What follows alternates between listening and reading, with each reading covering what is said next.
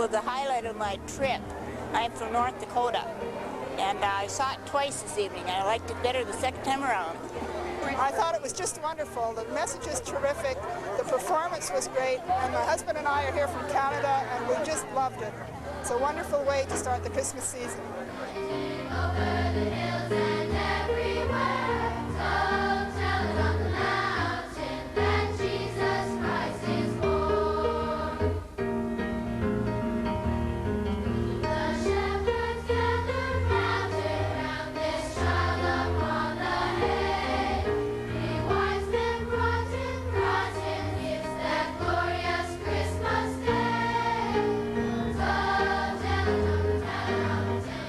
The show tonight was very good. The show was real, the characters, the music was lively, it was beautiful. The message got across to me.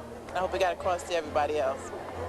Yeah, the show was very, very nice. I liked when the angels came out of nowhere, you know, they just shut out. And when the camels walked up on stage, I like animals a lot. It was very nice. I tell people to come see it when I go home. I'll call everybody tomorrow, tell them to come see it. It was just fantastic. It was the greatest thing I really ever seen. The special effects were terrific, and it really puts you in the Christmas spirit. It was great, awe-inspiring. The angels up ahead is just beautiful. I love it.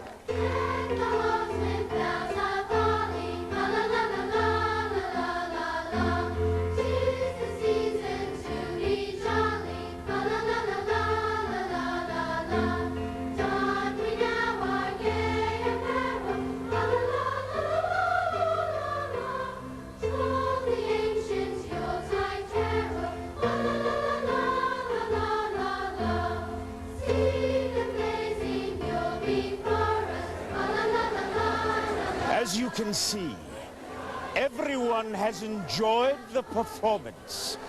But if you think that was magnificent, wait till you see what comes next.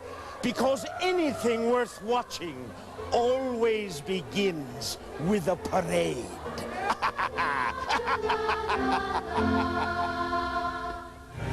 Hi, we're Louise and Roger Williams, and we'd like to welcome you to the making of The Glory of Christmas. This colorful group is from The Glory of Christmas, America's most spectacular reenactment of the Nativity story. It's set in the world-famous Christmas Cathedral, of course, where live animals, dancers, flying angels, and a cast of hundreds perform nightly throughout December. Joining the cast in wishing you a blessed holiday are Mr. Piano himself, Roger Williams, and his wife, Louise. Happy holidays. Well, the same to you. Nice to have you back with it, Roger. Thank you, Bob. We say hi from the whole gang out at the Crystal Cathedral. Oh, it's a wonderful show, too. That's the best. Hi, this is my tribute, this jacket, to all the ladies and the men in service at the Crystal Cathedral. How lovely. And it looks dazzling on camera, too. Thanks so much for being with us, both of you. You gotta say this, she sure outranks me. Well, I'll say that. She's prettier than you are, too, Raj. Doggone right.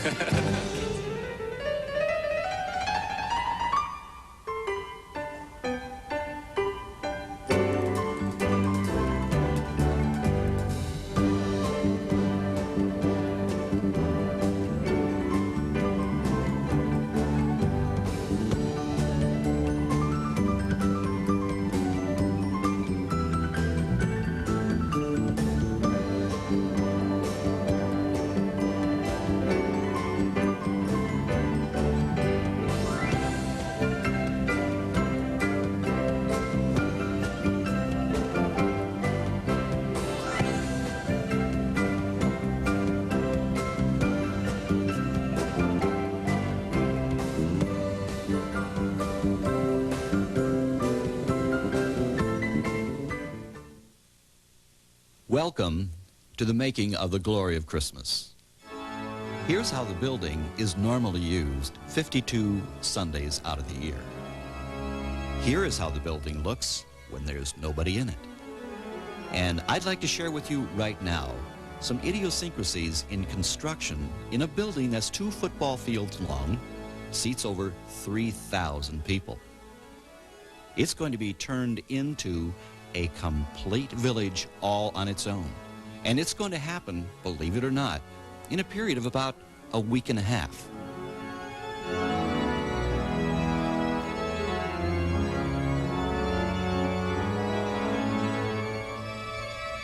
And here to share some real experiences is our head rigger, Eddie Caroga. It comes in, the track comes in 10 or 20 foot lengths. We assemble it on the ground, usually in about 70 or 80 foot lengths, and hoist that up with 3 or 4 lines up to the building, to the top of the cathedral. And it's attached with cable and shackling in 5 foot increments, and then we level it all off and get it straight. The straighter and the more level that it is, the smoother the flight and the quieter and the better the effect. The Angel flights range from, the shortest flight is about 40 feet, but most of them are in the 150 to 180 foot of travel. And they're all anywhere between 65 to 100 feet up in the air.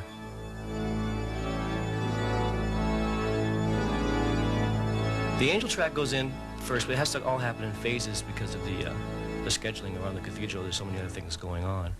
But we usually hang the track for the Angels first, and then the following week we bring in the lighting, which you start off hanging all the chain motors that hoist the lighting truss up into the building.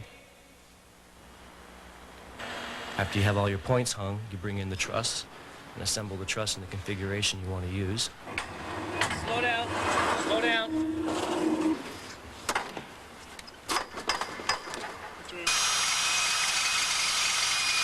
Once you have that done, you bring it up to head level so you can hang all your instruments. So, you know, the power cans, which are more flood lamps, area lighting, and then Licos, which are more like miniature little spotlights that you can use for spotting.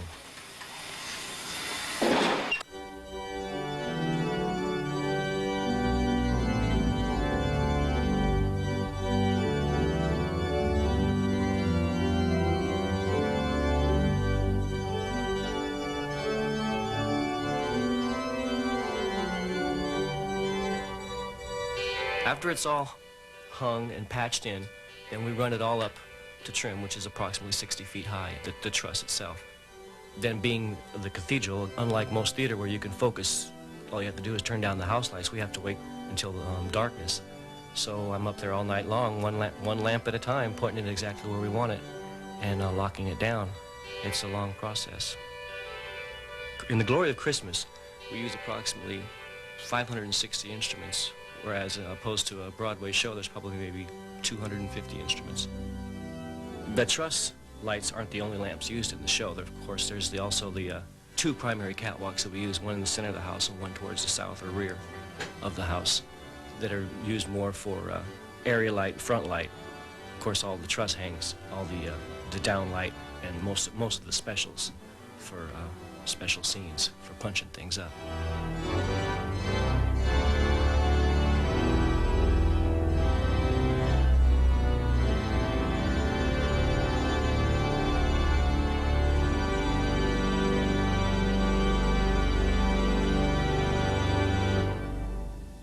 All the lighting is in, the grid work is done. Now comes the job of laying in all of the steel work and everything for the set itself. Here to tell us all about that, our assistant director, Terry Larson. In order to put in the set, we need to take out the choir loft, which seats over 100 choir members on Sunday morning.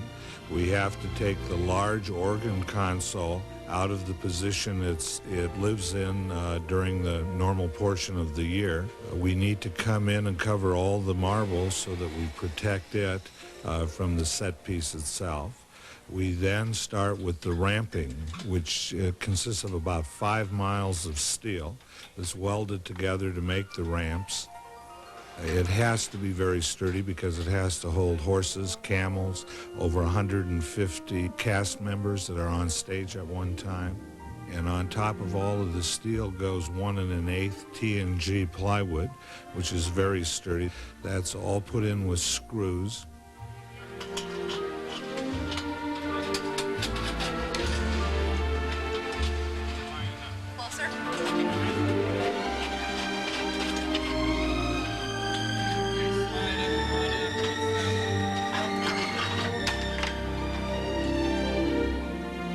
the plywood is in place, we raise the backdrop. The backdrop is 140 feet long, 72 feet high. We need 40 people to Velcro the sections together and put the bulbs in that makes the stars.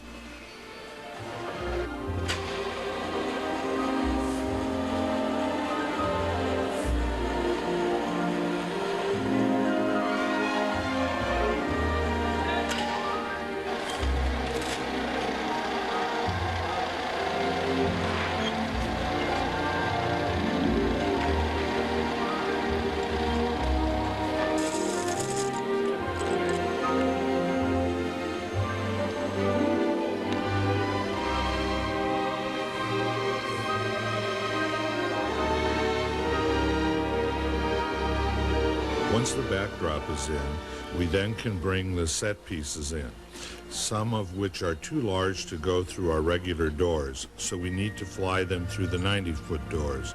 We do this by having our head rigger, Ed Quiroga, put a chain motor in the peak of the doors and connect to all of the large set pieces, and we then fly them through. Once all the set pieces are in, we then can start constructing the set. Just support that thing. Support it. Just hold it up. The set is considered to be one of the largest indoor sets ever made. And we do this all in-house with just some outside laborers that we hire in.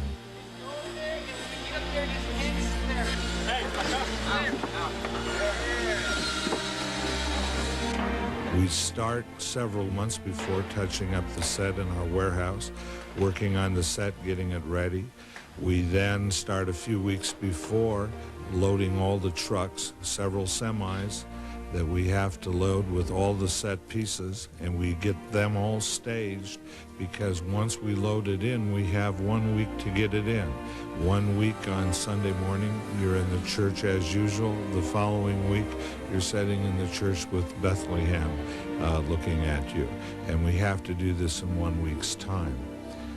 Normally a set this size for a load-in would take 3 to 4 weeks. We've got it all timed down so that it goes very, very well, and it's done by some very good people that work here at the church, and we occasionally have some of the volunteers who are carpenters and other things who come in and help us with some of the smaller projects.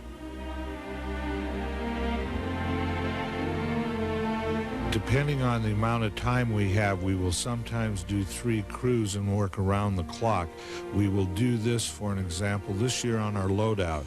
We have minimal time because of when Christmas falls, and we have to have it all cleared by Sunday.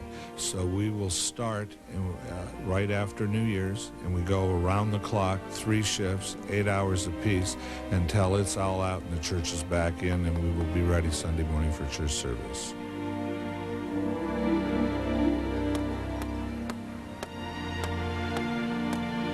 The carpet itself we have to buy new every year, obviously, with the camels, horses, and all the other animals that we have on it. So we recarpet the set every year. We also take and lay down carpet over the existing carpet in the cathedral, put visqueen in between the carpet and the carpet that's in the cathedral and the new carpet we lay down, so if the animals happen to have an accident, we don't destroy the carpet that's in the house. We also have to make sure that we clean the carpet constantly so that the cathedral doesn't smell so much like a manger.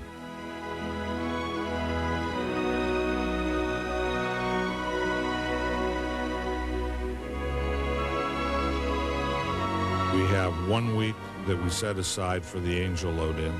The following week, we do the lighting load-in. The week after that, we load in the set. The week after that, the animals come in. We load in the costumes, we load in all the props, and we touch up the set during that week. The following week, everything is operational, and we're right into rehearsals. And we get the animals on stage right away, so they get used to the people on the stage. We get the people on the stage right away to start showing their blocking. And we have about 2.5 weeks to rehearse the show before our first tech rehearsal comes due.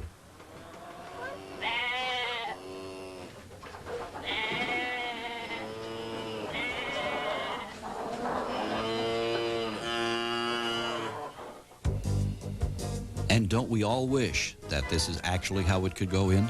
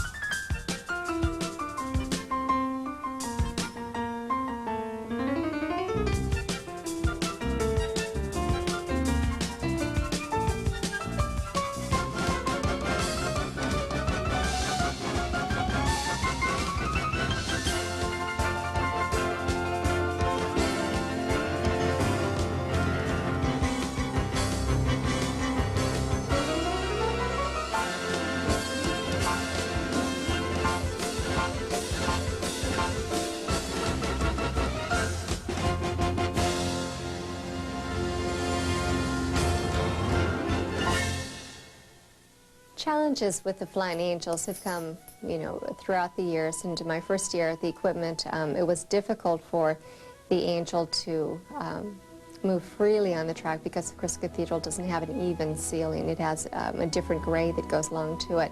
So they would fly me out about 60 feet and they'd lower me on the ground, then I'd walk back and I'd fly out again.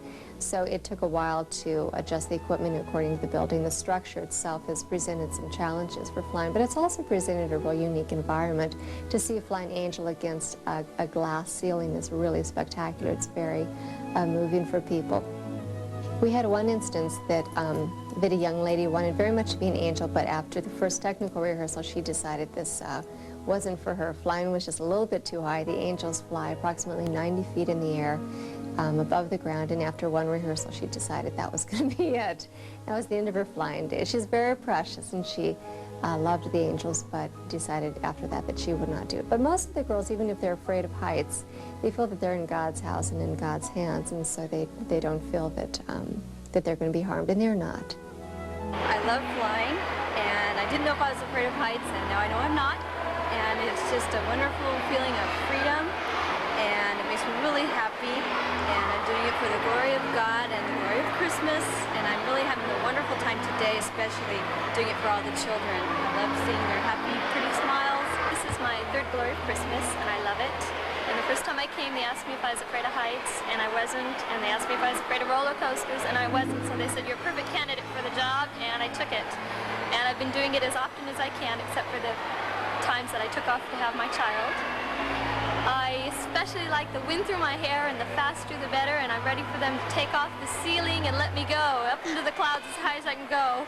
Gives you that wonderful little jolt in your stomach that you just can't replace on anything, so I'd like to come back as often as I can. I feel like a bird, actually. It's like a sudden rush, feeling the wind in your hair, in your face. It's just like, it's something you've never felt before because you're always in an enclosed place. But when you're up in the air, it's just exciting.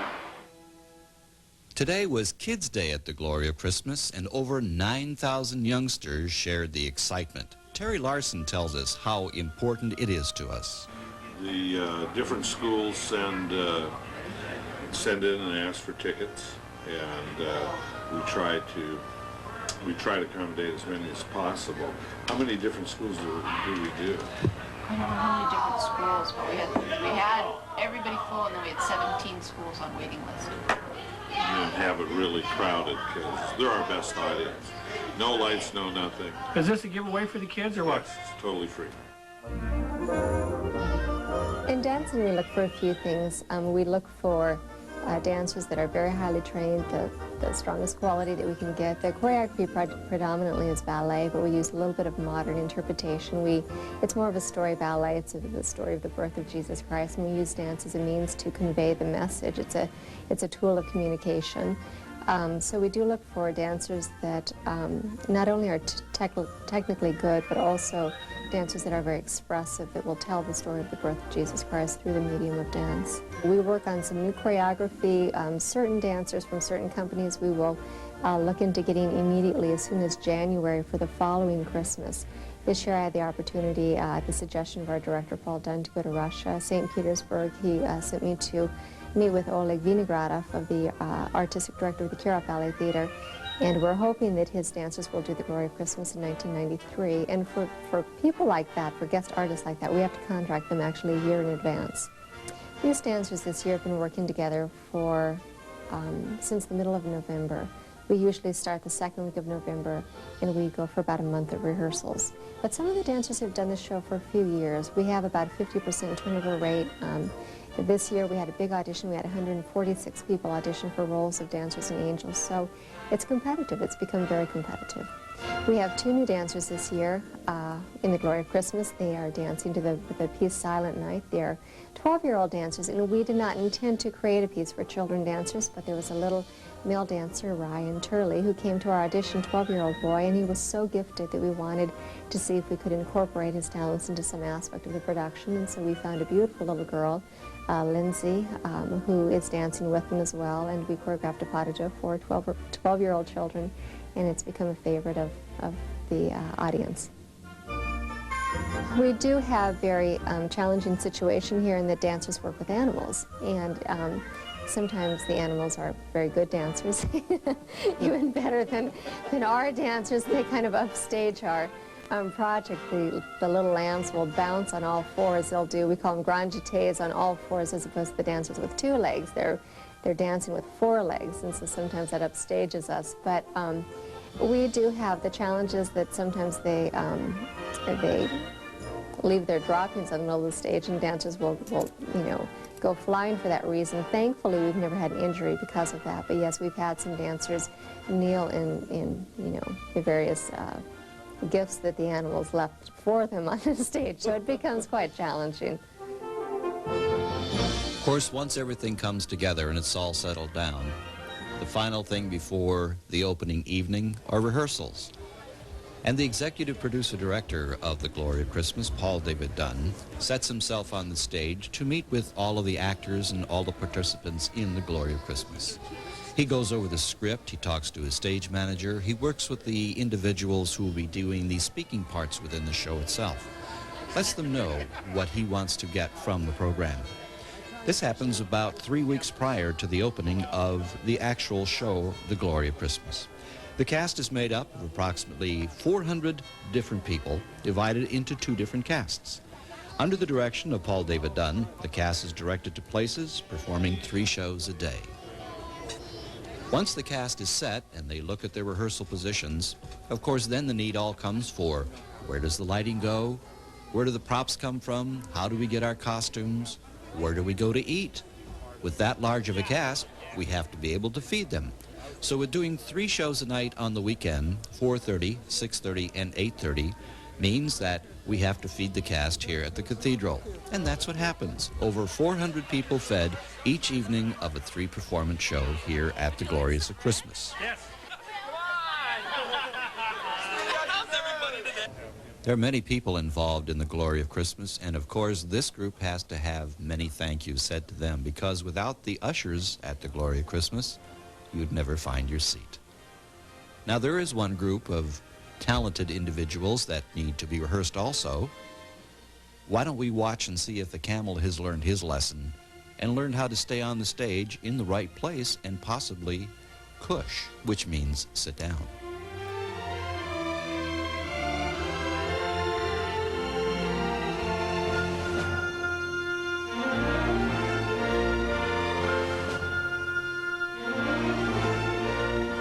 Horses need to familiarize themselves with the stage also and get rid of any skittishness they might have to the lights and the sound.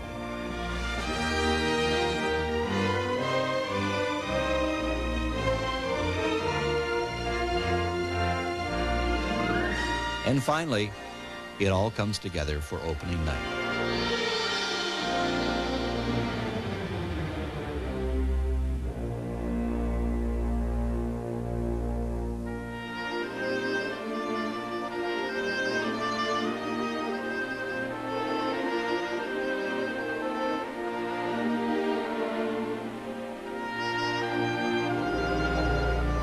The Glory of Christmas runs through Christmas Eve, so the crew needs to pull off another miracle.